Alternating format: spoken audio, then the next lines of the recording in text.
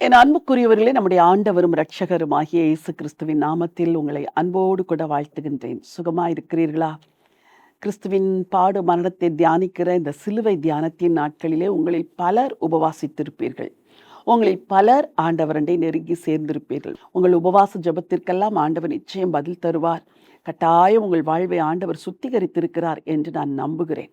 நானும் என்னை ஆண்டவரிடத்தில் ஒப்பு கொடுத்து பல காரியங்களில் தேவனோடு நானும் ஒப்புரவாகி இருக்கிறேன். ஆண்டவருக்கும் நமக்கும் இடைப்பட்ட காரியங்கள் சில வேளை சிறிய ஒரு காரியமாக இருக்கலாம்.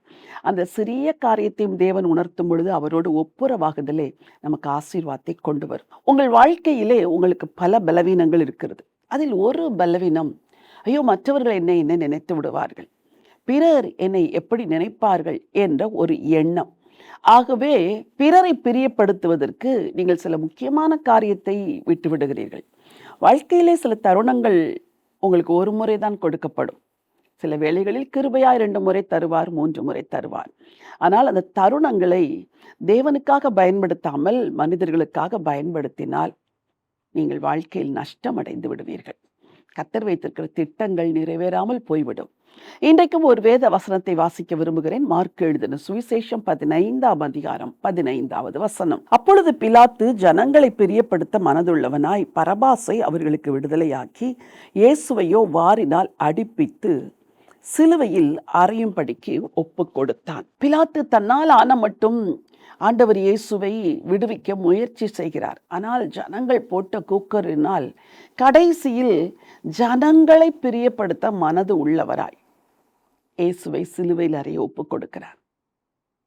இவ்வளோ ஒரு தீர்மானம் எடுக்க வேண்டிய ஒரு காலகட்டம்.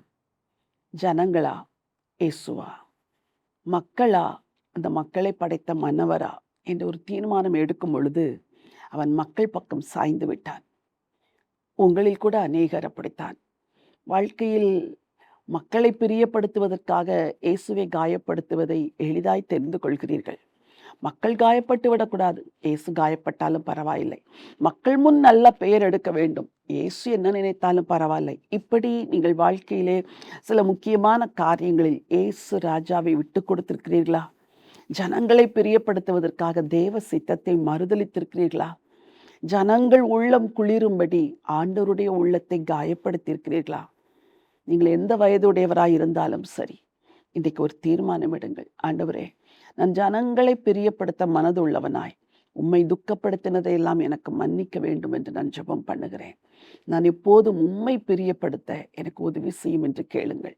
இந்த பெரிய வாரத்தின் 2வது நாள் அன்று ஒரே ஒரு தீர்மானம், எந்த சூழ்நிலையிலும் மக்களை பிரியப்படுத்த மாட்டேன், நான் உமக்கு பிரியமாய் வாழ்வேன் என்ற ஒரு தீர்மானத்தை எடுங்கள். அதுவே உங்களை இயேசு அருகே கொண்டு வரும். வாலிப பிள்ளைகளே, உலகம் கவர்ச்சியாக இருக்கும். உலக மக்கள் உங்களிடத்தில் அதிகமான அன்பு செலுத்துவதைப் போல உங்களுக்கு தோன்றும். அதிலும் மேலான ஒரு அன்பு ஆண்டவர் இயேசுவின் அன்பு. அந்த அன்புக்காய் வாழ தீர்மானியுங்கள். அந்த அன்புக்கு உங்களை அர்ப்பணியுங்கள். அதுவே புத்தியுள்ள வாழ்க்கை. நல்ல ஆண்டவரே, நன்றியோடு உம்மை ஸ்தோத்திரிக்கிறப்பா. உம்முடைய வார்த்தைகளுக்காக நன்றி. பிலாத்து ஜனங்களை பிரியப்படுத்த மனதுள்ளவனாய் இரட்சகரை ஒப்பு கொடுத்து பரபாசை விடுதலை செய்தது போல உங்கள் பிள்ளைகள் யாரும் தீமையை தெரிந்து கொண்டு நன்மையை விட்டுவிடாதபடி, சாத்தானின் வழிகளை தெரிந்து கொண்டு இரட்சகரை விட்டுவிடாதபடி உமக்காக கடைசி வரைக்கும் வாழ நீர் உதவி செய்ய வேண்டும் என்று சொல்லி ஜெபிக்கிறேனப்பா. உம்முடைய கிருபையின் கரங்களிலே ஒப்பு கொடுக்கிறேன். ஆசீர்வதிங்க. ராஜாதி ராஜா இயேசு கிறிஸ்துவின் நாமத்தில் பிதாவே, ஆமென். பிரியமானவர்களே, ஆண்டவர் இன்றைக்கு உங்களோடு கூட பேசியிருக்கிறார். மக்களை பிரியப்படுத்தாதபடி மன்னவர் இயேசுவை பிரியப்படுத்த தீர்மானிங்கள். அதுவே ஆசீர்வாதமான வாழ்க்கை. இந்த நினைவோடு இந்த நாளை துவங்குங்கள். இந்த நாள் ஒரு வெற்றியின் நாள். God bless you.